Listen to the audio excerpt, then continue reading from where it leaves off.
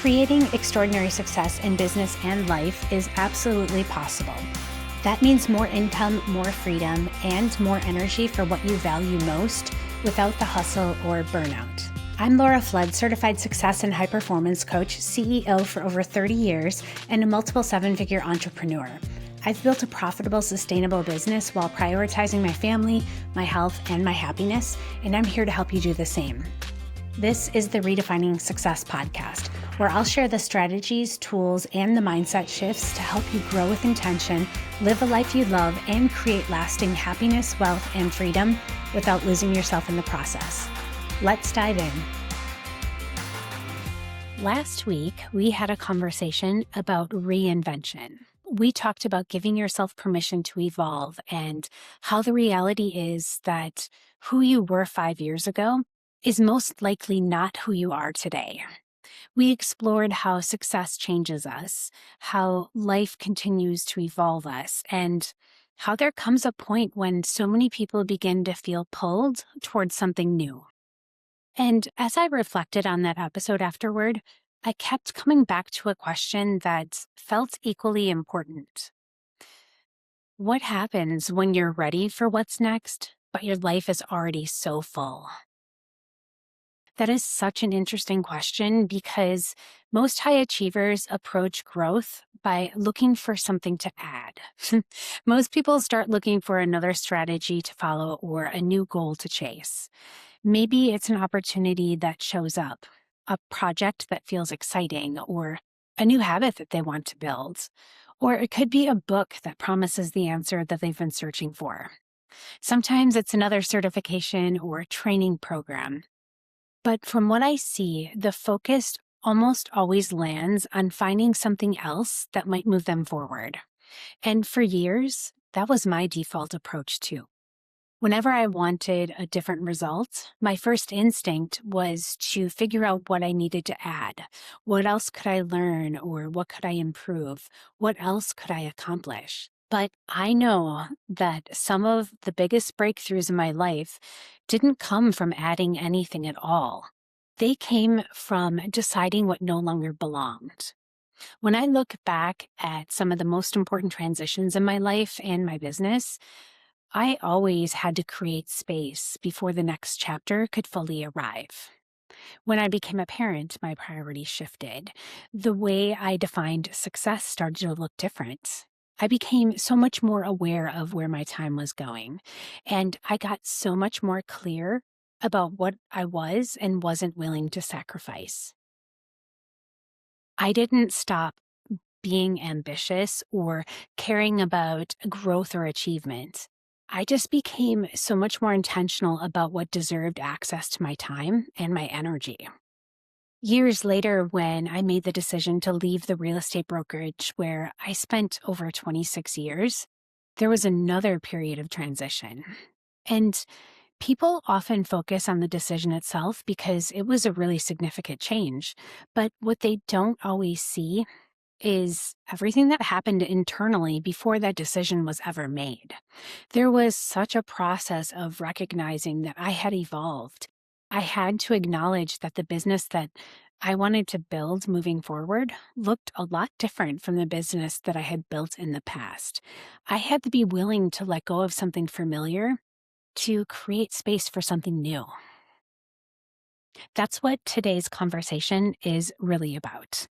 Because many people listening have already started feeling the pull towards what's next.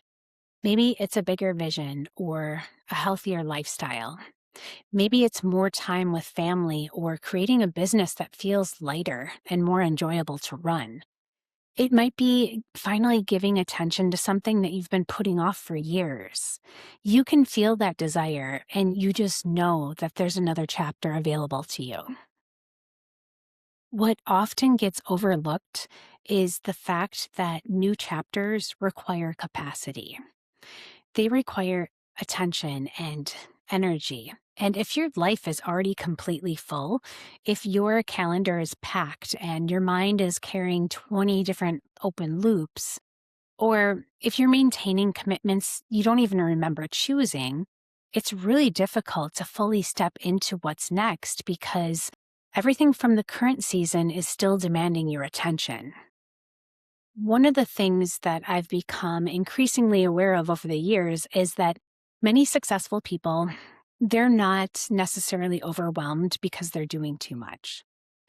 They're overwhelmed because they're always carrying too much. They're holding themselves to expectations that may no longer fit the life that they want.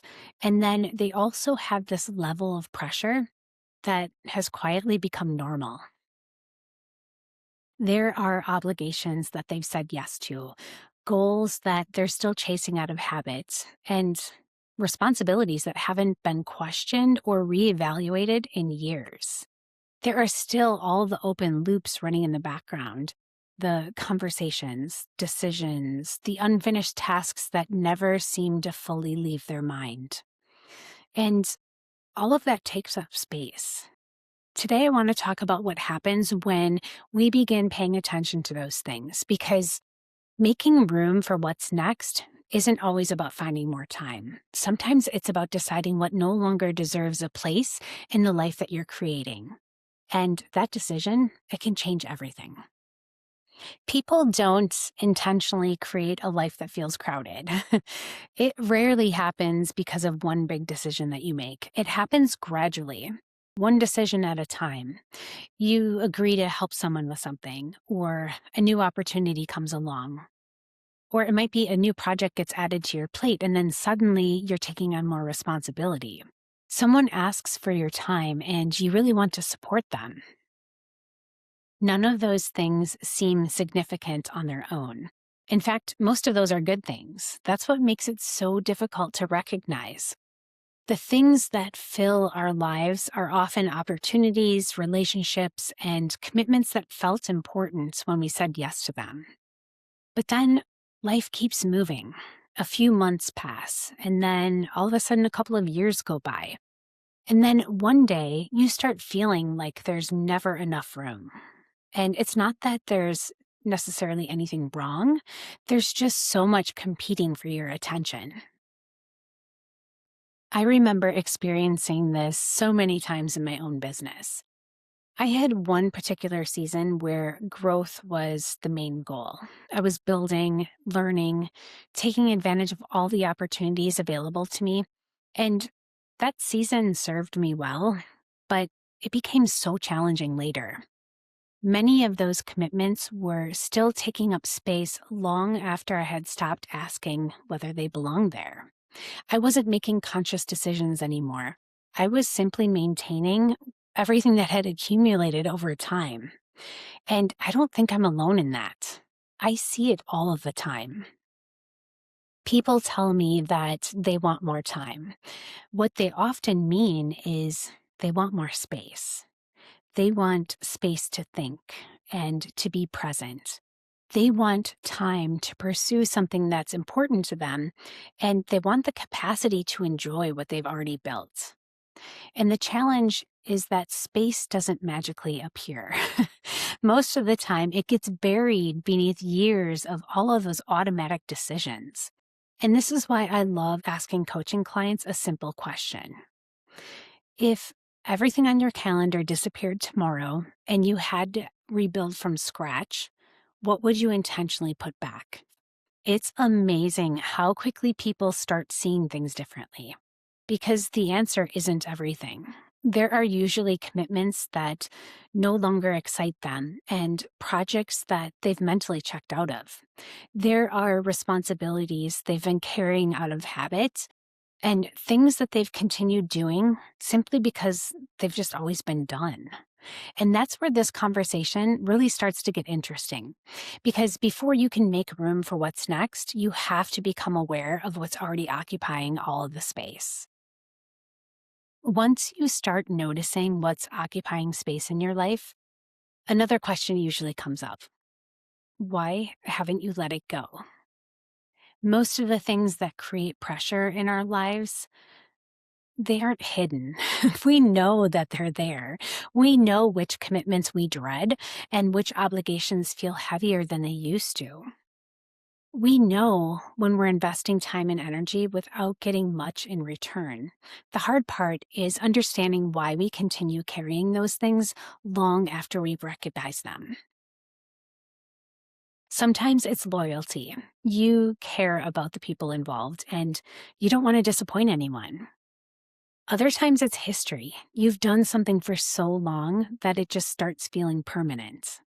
You stop seeing it as a choice and you start seeing it as part of your identity. I've gone through this so many times and over my 3 decades of being in business. And I remember certain ways of operating that had become so familiar that I never questioned them. They had just become automatic. And that's what makes this tricky. The things that take up the most space in our lives are rarely the obvious problems. They're often the things that we've normalized. All of the responsibilities and expectations that have become routine, or the obligations that quietly became permanent. After a while, you stop noticing the weight because you've just adapted to carrying it. It's a little like cleaning out a closet. You open the door and you see things that you've had for years. And some of it still serves a purpose, but if you're honest, a lot of it doesn't. And because it's been there for so long, you just stop seeing it clearly. Then one day, you get really tired of that cluttered closet and you start to sort through it and you realize how much space has been taken up with the things that you haven't used in a very long time, things that you're probably never going to wear again. And I think that happens in life more than people realize, not just with our closets, but with expectations and responsibilities, with the stories that we tell ourselves about what we're supposed to do. One of the conversations that I have frequently with coaching clients revolves around permission. Permission from themselves and not necessarily other people. It might be permission to reconsider something and choose differently, or permission to admit that what worked in one season may not be the best fit for the season that they're in now. And that can feel surprisingly uncomfortable, especially for high achievers.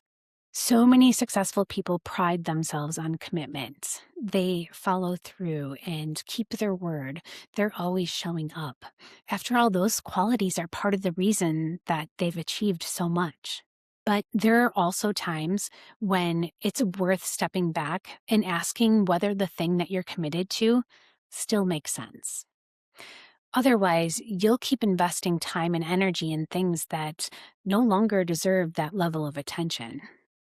And I believe one of the most powerful questions that you can ask yourself is this: am I carrying this because it still matters to me, or because I've carried it for so long that I haven't stopped to reconsider it?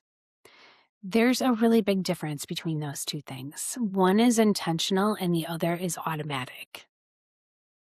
The quality of our lives is often shaped by how many of our decisions are made consciously versus how many are made on autopilot.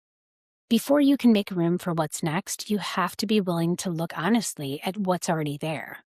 And you really need to look through the lens of intention, not through the lens of guilt or obligation.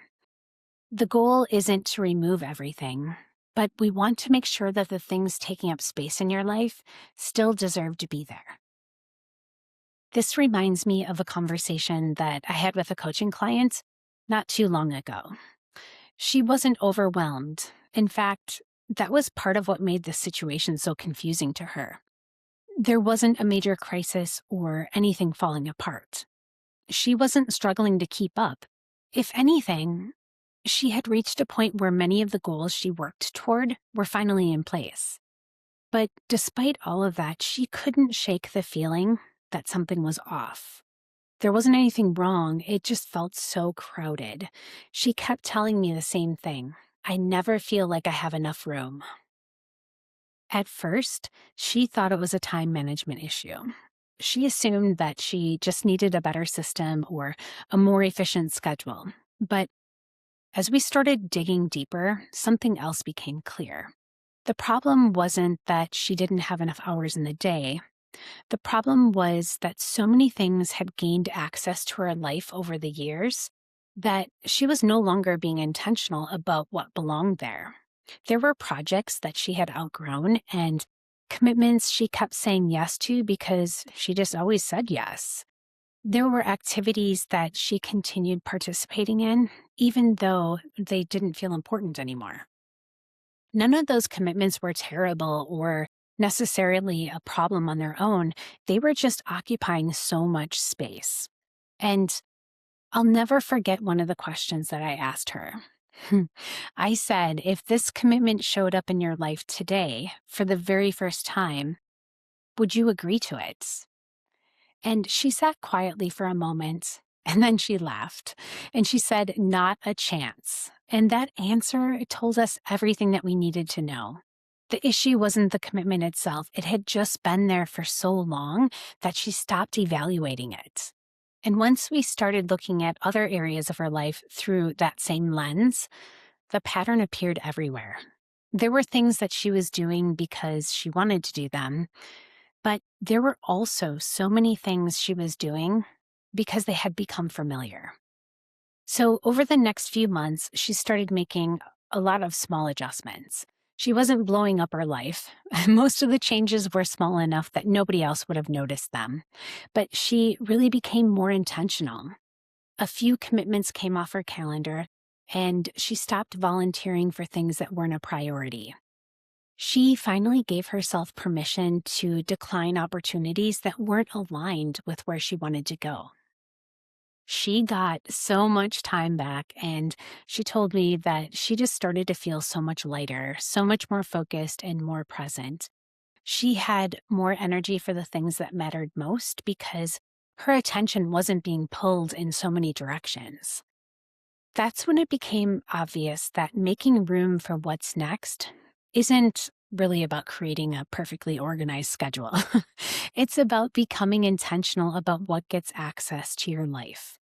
Because every commitment asks something from you, your energy and your attention.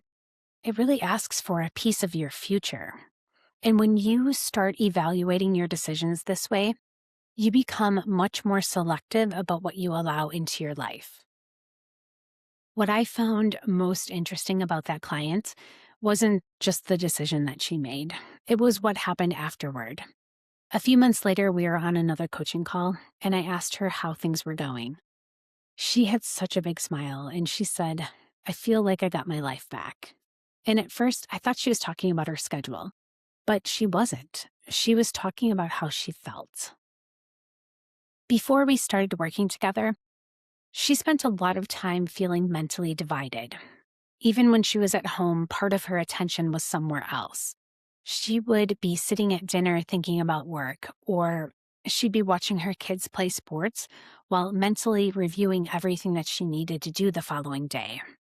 She was present physically for a lot of moments, but she wasn't there fully experiencing them. Most people around her, they probably never even noticed. From the outside, she looked so successful. She was accomplishing things and keeping up with her responsibilities. She was showing up for the people who mattered. But internally, she always felt like she was carrying so much. There was this constant pull on her attention, a feeling that there was always one more thing that she should be doing, one more thing that she needed to remember, or something else was waiting for her. Her life didn't suddenly become perfect. She still had so many responsibilities and goals that she wanted to achieve. But the difference was that she stopped giving access to things that weren't aligned where she wanted to go. As those commitments started coming off her plate, she said that she felt like these unexpected things kept happening. Her energy improved. She slept better and she felt so much more calm. The people closest to her noticed a difference before she did. Her husband and her kids commented on it. Even some of her friends started asking what had changed. And the answer wasn't a new planner or a new morning routine. She just became so much more protective of her time, her attention, and the life she wanted to experience. That's the part that I don't think we talk about enough. When people imagine creating more space, they often picture what they'll accomplish with it. What I've seen over and over again is the greatest benefit usually has nothing to do with achievements. It's the feeling that comes from no longer being pulled in 10 different directions at once. It's the ability to sit through dinner and enjoy the conversation and to be able to show up for a game, a vacation, or a night with friends without carrying your mental checklist with you the entire time. It's about having enough margin in your life to actually enjoy the things that you've worked so hard to create. When she told me that she felt like she had her life back, she wasn't talking about having more free time. She was talking about feeling present in her life again. And that's a very different thing. For a lot of successful people, that's really what they're looking for. It's not another achievement or milestone. It's the ability to fully experience the life that they've already built. One of the things that I've noticed after decades in business is that success has a way of making almost everything seem important. Every opportunity seems to have the potential to lead somewhere. Every request seems reasonable, and many commitments, they have good explanations. That's part of what makes this so challenging. Most of the things that end up filling our lives, they're not bad decisions. They're often good decisions, but they just simply accumulate over time. The challenge really comes when we stop distinguishing between what's important and what's essential. Those aren't always the same thing. There are plenty of things in life that matter. There are far less things that truly deserve a protected place on our calendar and in your attention. I remember going through this myself when my kids were younger. Like most business owners, there was always more that I could have done. There were clients to call, marketing to create, and always projects to finish. Business never really runs out of things for you to do. At some point, I realized that I couldn't keep making decisions based solely on what felt productive. I had to start making decisions based on what kind of life I wanted to experience. And that shift changed a lot for me because when you start looking at life that way, certain things become very clear. You realize that some opportunities can wait, and there are a lot of tasks that aren't nearly as urgent as they feel. And those things, they're always going to be there tomorrow. You also begin to recognize the moments that won't.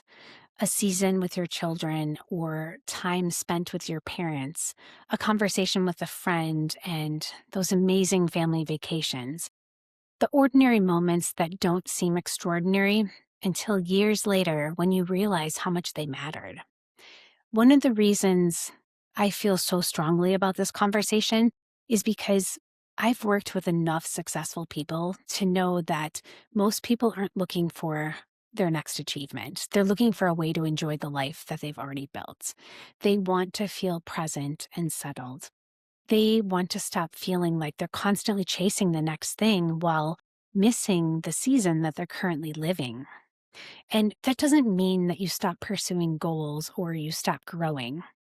You become more intentional about what earns a place in your life. When you know what matters most, decisions become a lot easier. Not every choice is obvious, but now you have a filter.